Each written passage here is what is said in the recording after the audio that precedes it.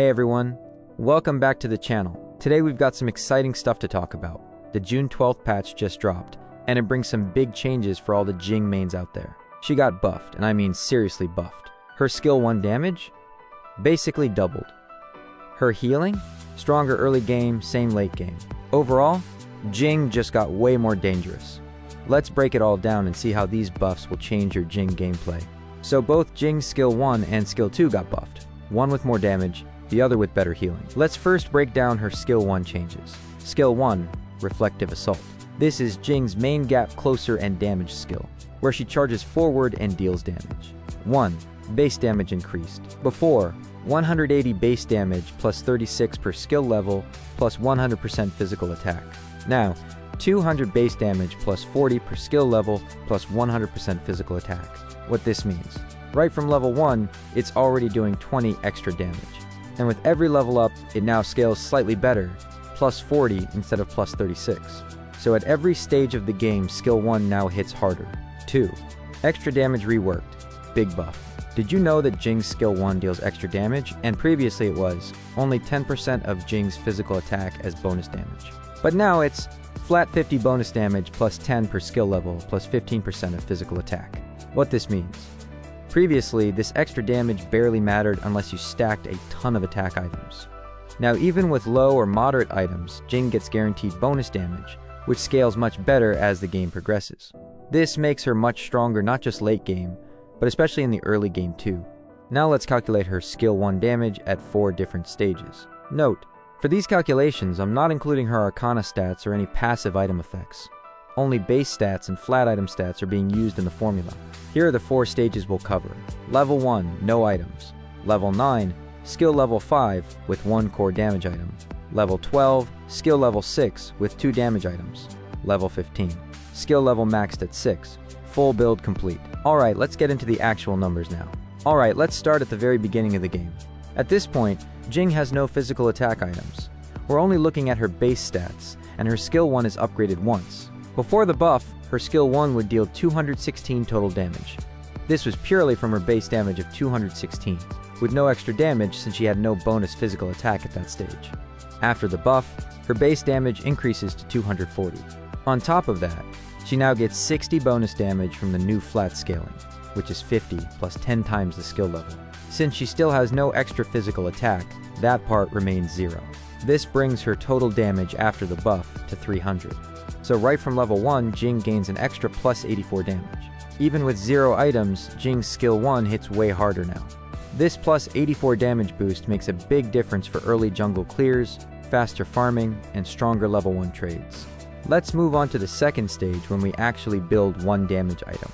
The very first item we usually build on Jing is Axe of Torment, which we typically get around the 5-minute mark, ideally even a bit earlier. By this time, our hero level is 9 and skill 1 is upgraded 5 times, meaning it's at level 5. Axe of Torment gives us 85 physical attack, and we also gain 25 physical attack from Relentless Blade, which is the second tier of our jungle item. Altogether, that's 110 extra physical attack added into our formula. Now, plugging these numbers into the formula, before the buff, Jing's skill 1 would deal around 470 base damage with only 11 extra damage from her physical attack scaling, totaling 481 damage. After the buff, however, the base damage increases to 510, and the extra damage shoots up to 116.5, which is a massive jump compared to the previous 11. This brings the total to 626.5 damage. In conclusion, this is where the buff really starts to shine. The extra flat scaling combined with better physical attack scaling means Jing's burst damage becomes significantly more dangerous even with just 1 core item. That extra 145.5 damage gives her much stronger ganks, better invades, and allows her to threaten squishier targets much earlier than before. Now it's time for the third stage where we'll have 2 damage items equipped, Axe of Torment and Master Sword. This usually happens when Jing reaches level 12, and by this point, her skill 1 is fully maxed out at level 6. Master Sword is typically the second core damage item players build after Axe of Torment. Axe of Torment provides 85 physical attack, Master Sword adds 80, and we still get 25 from Relentless Blade, giving us a total of 190 bonus physical attack to work with. When we plug these numbers into the formula, before the buff, Jing would deal 586 base damage and 19 extra damage, totaling 605. After the buff though, the base damage rises to 630, and the extra damage jumps massively to 138.5, giving a total of 768.5 damage. In conclusion, this is where Jing starts to feel truly deadly. With 2 items, the buffed scaling transforms her from a solid assassin into a real threat capable of deleting squishies in one clean combo. That nearly 163 extra damage makes her trades brutal, her ganks lethal, and her jungle tempo even faster. The gap between pre-buff and post-buff is now huge, and her power spike arrives much stronger and sooner than before. Now we've arrived at the last stage when Jing has completed her full build, equipped with Axe of Torment, Master Sword, Siegebreaker, Starbreaker, and the fully upgraded jungle item Rapacious Blade. This usually happens once she hits level 15 and her skill 1 is fully maxed out. Rapacious Blade provides 90 physical attack, Axe of Torment adds 85, Master Sword gives 80, Siegebreaker brings in a massive 170, and Starbreaker contributes 80 more, totaling 505 physical attack altogether. When we apply these stats into the damage formula, before the buff, Jing would deal 901 base damage and 50.5 extra damage, resulting in a total of 951.5 damage. But after the buff, her base damage increases to 945, while her extra damage skyrockets to 185.75, giving a total of 1130.75 damage. In conclusion, even in the late game with a full build, this buff gives Jing a significant edge. While her damage increase isn't as dramatic as in the mid-game power spike, this consistent 180 plus extra damage ensures that she remains a constant threat in teamfights and burst combos. It allows her to secure kills more reliably, shred high-value targets faster, and maintain her assassin role deep into the late game. The buff basically polished her entire damage curve, early, mid, and late. Now it's time to discuss the buff she received on skill 2. Jing's skill 2 Shattered Illusions got a huge upgrade, greatly improving her healing. Before the buff, this skill used to heal 60 health plus 16 per skill level plus 24% of her physical attack, meaning the healing heavily depended on her offensive stats. After the update, the healing is now changed to 150 health plus 30 per skill level plus 2% of her total health. So instead of relying on her attack power, the healing now scales with her max health, allowing her to recover much more during fights, especially if you build any health-based items. This change significantly increases Jing's survivability. Even though she's still an assassin, she can now sustain herself much better during extended fights, making her much harder to burst down or punish after an engage. Just like skill 1, I won't be breaking down skill 2 into 4 stages, because there are only 2 items that provide HP boosts, Axe of Torment and Master Sword, both granting 500 HP each. As I mentioned earlier, we usually get Axe of Torment around the 5-minute mark, when Jing reaches hero level 9. At this point, skill 2 will typically be upgraded twice, meaning it's at skill level 2. Before the buff, Jing's healing was calculated using both a base heal and a portion of her physical attack. At skill level 2, her base healing was 60 plus 16 times 2, which gives 92 HP. On top of that, she gained extra healing equal to 24% of her physical attack. With 110 extra physical attack at this stage, that resulted in an additional 26.4 HP of healing. Adding both the base and bonus healing together, Jing's total healing before the buff amounted to 118.4 HP. After the buff, the healing formula shifted completely to favor max HP instead of physical attack. Now, her base healing at skill level 2 is 150 plus 30 times 2, which equals 210 HP. Instead of scaling with physical attack, she now gains 2% healing based on her max HP. With 500 max HP from Axe of Torment, this gives an extra 10 HP of healing.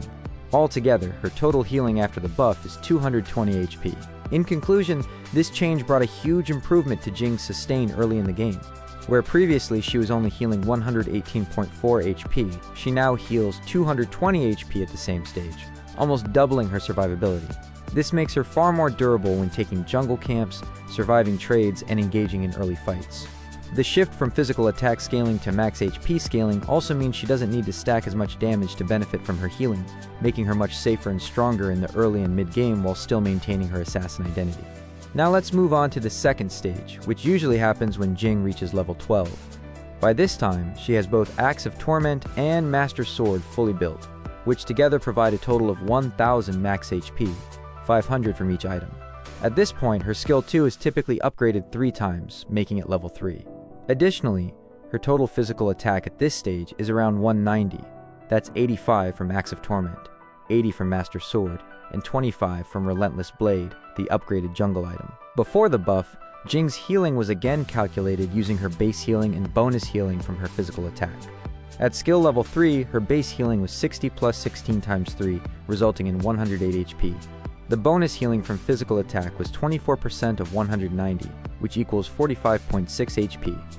When combined, Jing healed for a total of 153.6 HP before the buff. After the buff, with the shift to max HP scaling, her base healing at skill level 3 became 150 plus 30 times 3, resulting in 240 HP. Now, instead of scaling off physical attack, she gains 2% of her max HP as bonus healing. With 1000 max HP, that gives her an additional 20 HP of healing.